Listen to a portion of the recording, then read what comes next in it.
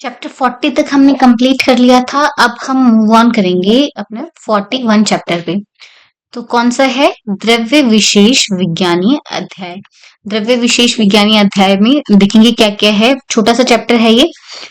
तो सबसे पहले क्या क्या बात कर रहे हैं? द्रव्य की उत्पत्ति किससे होती है? महाभूतों से होती है। तो हमारे पांचों महाभूत जो हैं ये द्रव्य की उत्पत्ति में रिस्पॉन्सिबल होते हैं। ठीक है। इनमें जो जो गुण उत्कृष्ट है वो उस द्रव्य की पहचान बताता है। ठीक है। जैसे ये द्रव्य पार्थिव है, जलीय है, तेजस है। ठीक है। जो भी गुण जो है उस महाभूत, जिस महाभूत का उत्कृष्ट हुआ वो उस महाभूत के नाम से हम कहते हैं। तो सबसे पहले यहाँ पे पार्थिव द्रव्य कैसे कैसे होते हैं, क्या उनके फीचर हैं, ये सब बातें बताई है। तो कैसा होता है? पृथ्वी में क्या क्या गुण होते हैं? स्थूल होती है, सारयुक्त होती है, सांद्र होती है, मंद, स्थिर, खर, गुरु, कठिन, गंध बहुल होती है। ठीक है। कैसी होती है? गंध बहुल होती है। और रस कैसे होते हैं? ईषत, कषाय। ठीक है। और कैसी होती है? मधुर रस वाली। ये पृथ्वी जो महाभूत है वो होती है। ठीक है। और शरीर में अब जब उसको लेंगे हम, ठीक है, बॉडी में जो हम द्रव्य यूज करेंगे जो पृथ्वी महाभूत बहुलता वाला होगा तो बॉडी में क्या करेगा? वो स्थैर्य देगा, बल लाएगा, गौरव जो है बॉडी में करेगा, गुरुता देगा, संघात, उपचय, ये सब करने वाला जो है ये कौन है? पृथ्वी महाभूत वाला द्रव्य है। ठीक है। विशेषतः अधोगामित्व स्वभाव। ठीक है। उस द्रव्य का स्वभाव कैसा होगा? अधोगामी, यानी कि नीचे गिरने की तरफ। ऊपर को फेंकेंगे तो वो नीचे की तरफ आएगा।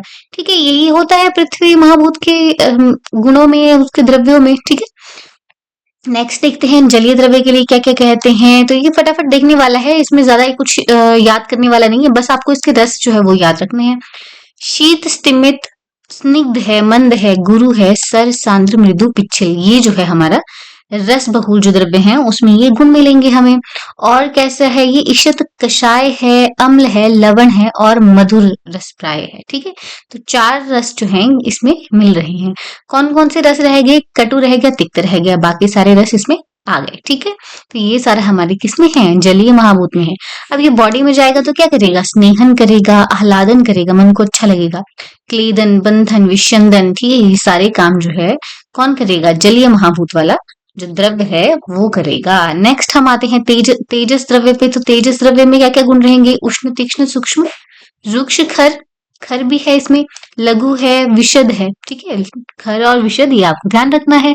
और कैसा होता है तेज महाभूत? रूप गुण बहुल होता है। ठीक है। रूप गुण बहुल होता है तेज महाभूत। ठीक। और रस में कैसा है? इषद, अम्ल, लवण, कटु रस प्राय। ठीक है। अम्ल, लवण और कटु रस प्राय है ये। ठीक है। और ये कैसी गति रहती है इसकी? ऊर्ध्व गति रहती है। तो आग जब जलती है तो कैसे ऊपर को ट्रेवल करती है, राइट? ठीक। तो और बॉडी में क्या करेगी? दहन, पचन, धारण, तापन, प्रकाशन, प्रभाव, वर्ण, करमिति। ठीक है। प्रभा वर्ण देने वाली है। बाकी धारण, पाचन, तापन, प्रकाशन ये सारे कर्म करता है तेजस महाभूत। ठीक है। अग्नि महाभूत यही तो कर्म करता है। ठीक। इसको आप इसके आपने रस याद कर लेने हैं। अम्ल है, लवण रस युक्त है और कटु रस इसमें प्रेजेंट है। नेक्स्ट जो है हमारा विवाही द्रव्यों के लिए देखेंगे। विवाही द्रव्यों के गुण क्या क्या होते हैं? सूक्ष्म, रुक्ष, खर, शिशिर। ठीक है। शिशिर मतलब ठंडा रहता है। लघु, विशद है। ठीक। स्पर्श बहुल है। ठीक है। कैसा है? स्पर्श बहुल है। तेजस महाभूत रूप गुण बहुल था। रस गुण बहुल कौन था? हमारा जलीय महाभूत था। और गंध गुण बहुल कौन था? ये हमारा पृथ्वी महाभूत था। ठीक है। यही इनके गुण रहते हैं। ठीक। और क्या इसका रस कहा है? ईषत, तिक्तम। ठीक है।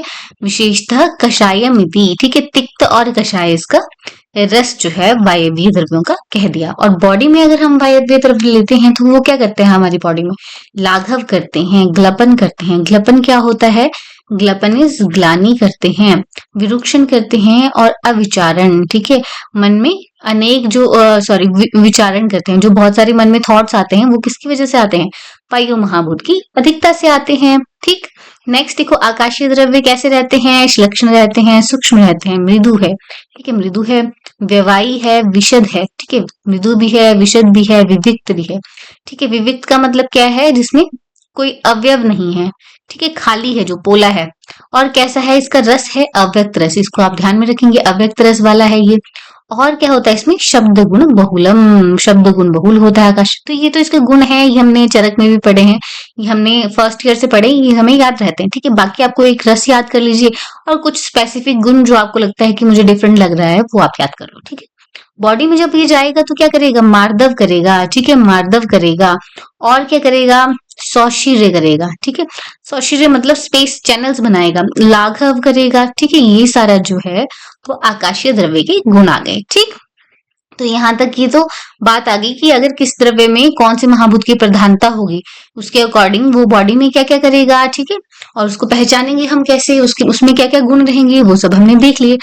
आगे क्या कहते हैं, अनेन निर्देशेन नाना औषधि भूतम जगतम किंचित द्रव्यम अस्ति कृत्वा, ठीक है, ये रेफरेंस भी पूछा जाता है, तो क्या कहा है इसके लिए, चरक में भी इस तरह का रेफरेंस आया है, यहाँ पे अनेन उपदेशन लिखा है, ठीक है, कि द्रव्य जो है हम यूज कर रहे हैं बॉडी में, द्रव्यम अस्तिति कृत्वा, जो बॉडी में यूज कर रहे हैं उसमें हम क्या समीक्षा करते हैं, उसके वीर्य गुण है ना, विपाक आदि के देखते हैं कि क्या हमारा जो है युक्त प्रयुक्त करना है, और जो भी हमारे पास संसार में जगत में द्रव्य हैं वो कैसे हैं, औषधि भूत हैं, ठीक, अलग अलग औषधि कार्य करने वाले हैं, ठीक है, यही बात यहाँ कह रहा है। इस प्रमाण से संसार में कोई भी द्रव्य औषधि से भिन्न नहीं है, मतलब सारे द्रव्य कैसे हैं, वो सारे नाना औषधि भूतम जगतम किंचित, सारे जो द्रव्य हैं वो औषध रूप ही हैं, ठीक है। तो उन द्रव्यों का हम अपनी युक्ति के अकॉर्डिंग यूज करते हैं, युक्तिम विशेषम अर्थम अभिसमीक्ष्य, तो उसमें वीर्य गुण ये सब युक्ति लगाकर हम द्रव्य की कार्मुकता जो है उससे कर्म करवाते हैं, ठीक है, जो कुछ वो द्रव्य कर्म करता है, जिसकी शक्ति या प्रभाव कहते हैं, वीर्य कहते हैं,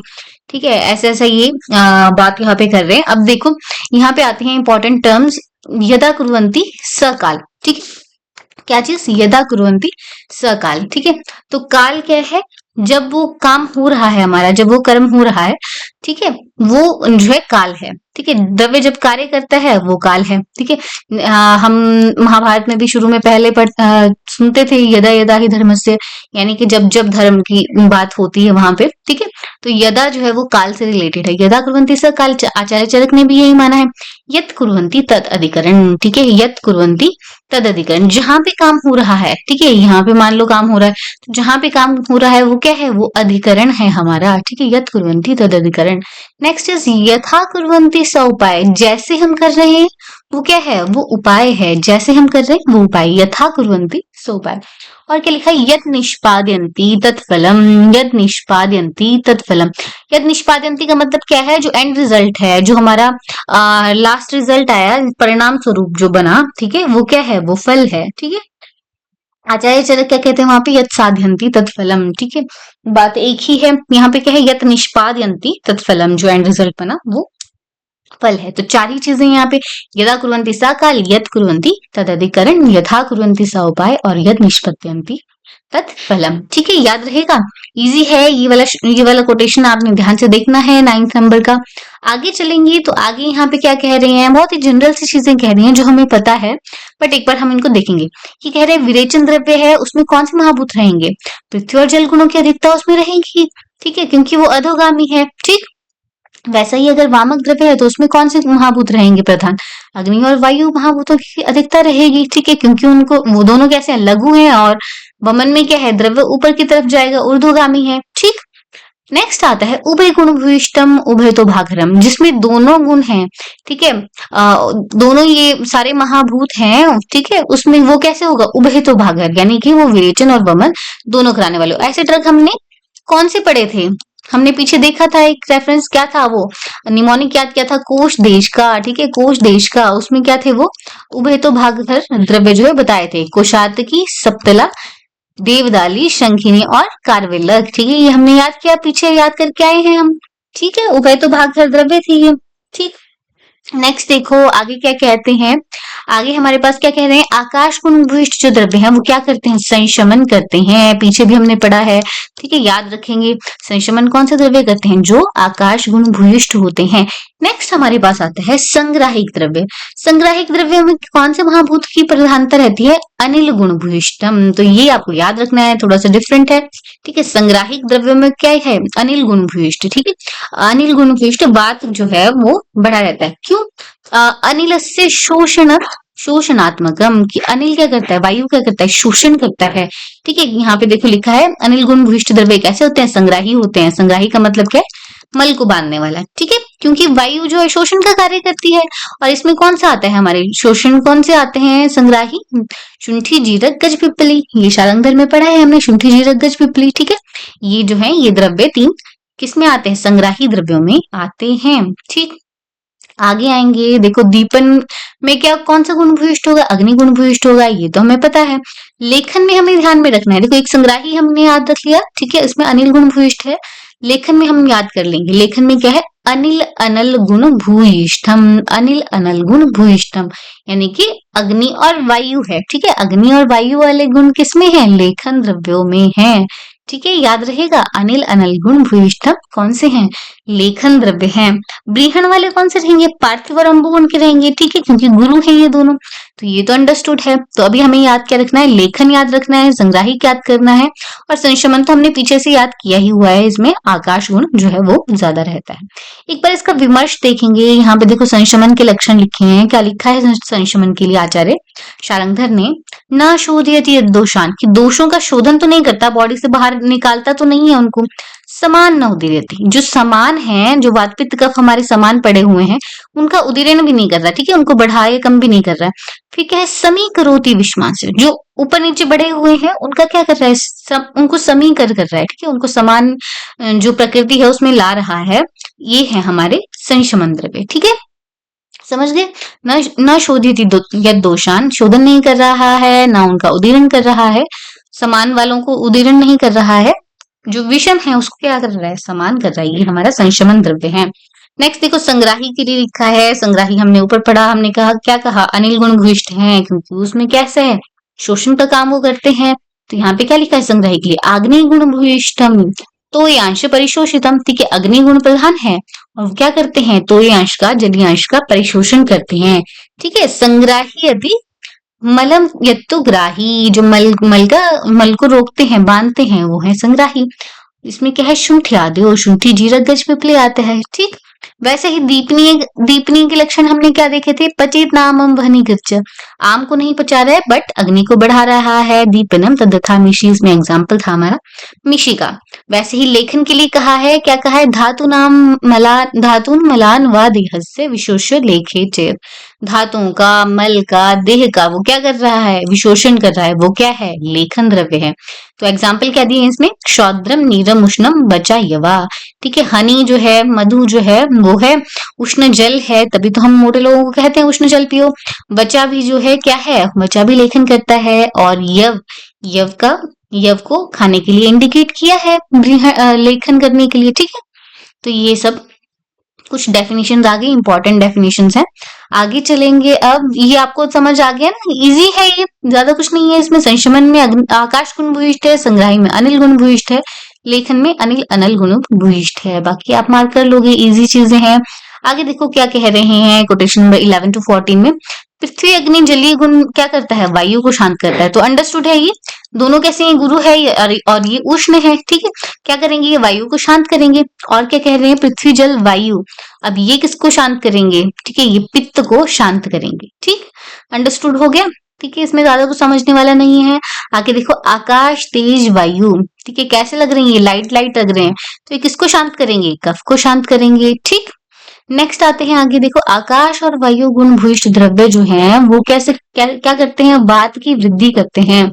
आकाश और वायु गुण लाइट लाइट हैं दोनों, ये क्या करेंगे, बात की वृद्धि करेंगे।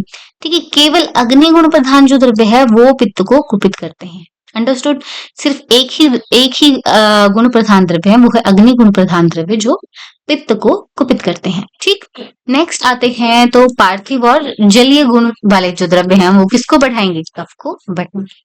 ठीक है, ये तो बेसिक सी चीजें हैं, ज्यादा इसको समझने वाला तो कुछ नहीं है, एक बार आप देखेंगे तो आपको समझ आ जाएगा। आगे आते हैं, अब यहाँ पे बात कर रहे हैं अष्टवीर्य संज्ञक गुणों की। ठीक है, 8 गुण हैं जो मतलब बार बार यूज होते हैं, उनको क्या संज्ञा दी, वीर्य संज्ञा दी, क्योंकि यही सबसे ज्यादा हम यूज करते हैं। अब क्या कह रहे हैं, उसमें से जो तीक्ष्ण और उष्ण है, क्या गुण है इसमें, आग्नेय गुण है, ये हमें अंडरस्टूड है। शीत और पिच्छल में कौन सा गुण होगा, जलीय गुण होगा। ठीक है, ये भी अंडरस्टूड है। स्नेह गुण में क्या होगा, पृथ्वी और जल होगा, दोनों ही कैसे हैं, ये वाले गुरु है, ये इसमें स्नेह होता है।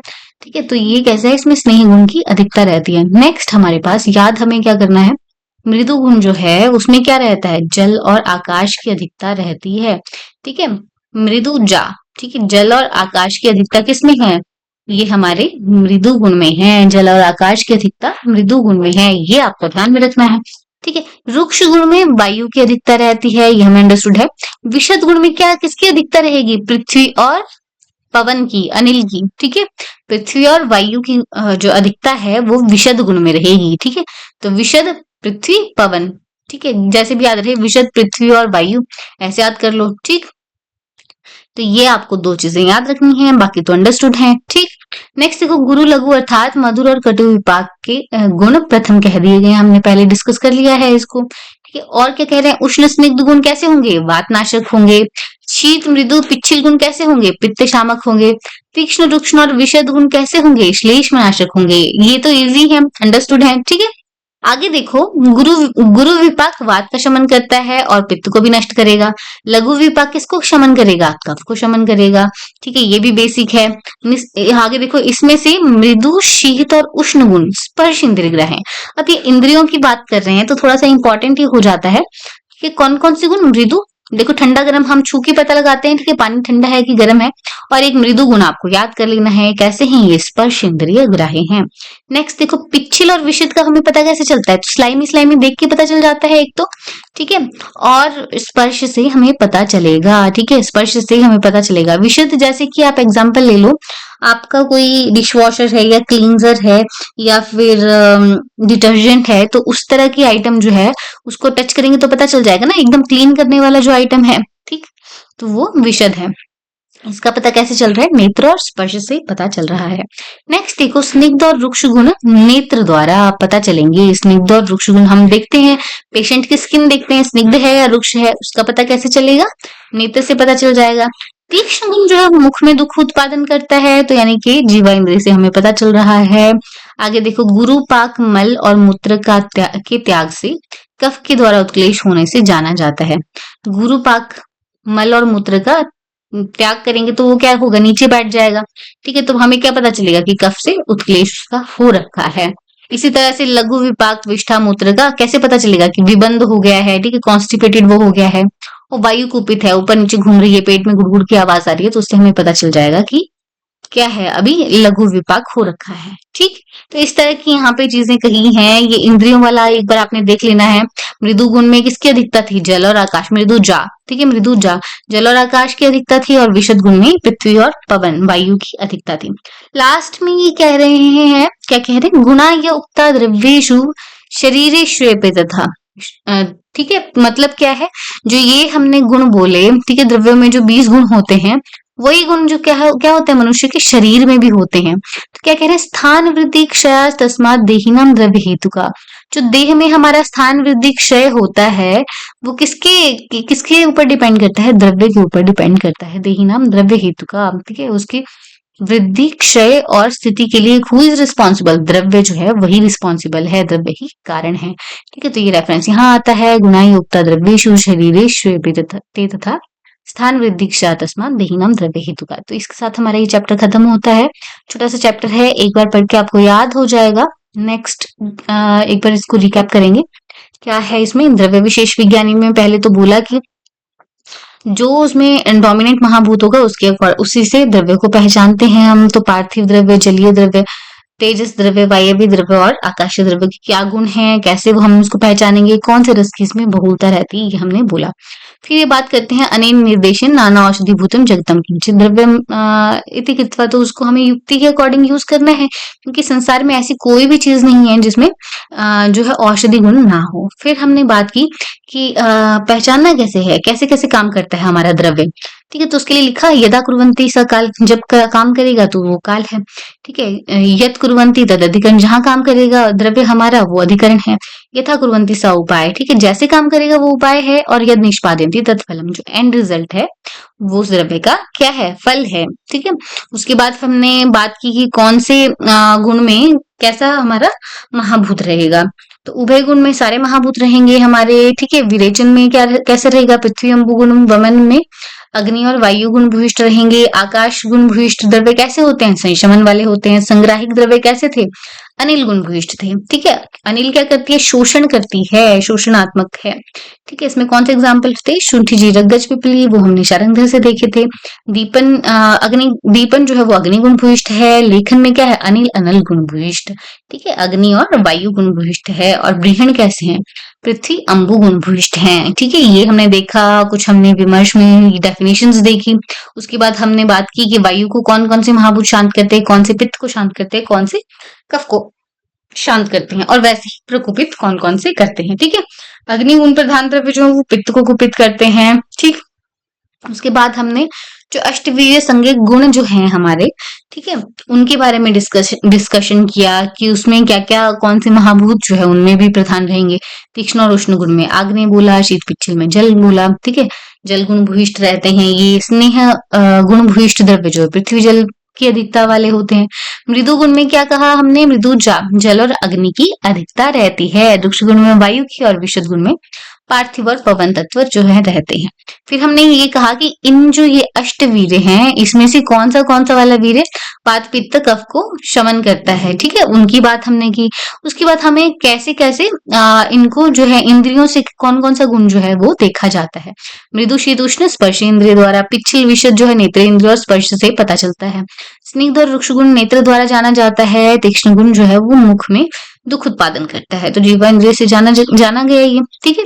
तो वैसे ही बात गुरु और लघु की बात करते हैं, ठीक है। लघु विपाक का पता कैसे चलेगा, विष्ठा और मूत्र में जब विबंध हो जाएगा, वायु कुपित होगी, तो हमें पता चल जाएगा। लास्ट में कहते हैं गुणायुक्त द्रव्येषु शरीरेषु पितथा, ठीक है।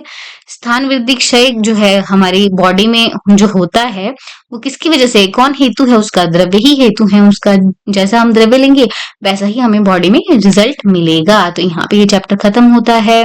आपको अच्छा लगता है, अगर आपको समझ आ रहा है तो आप अपने फ्रेंड्स के साथ भी शेयर करिए, ठीक है,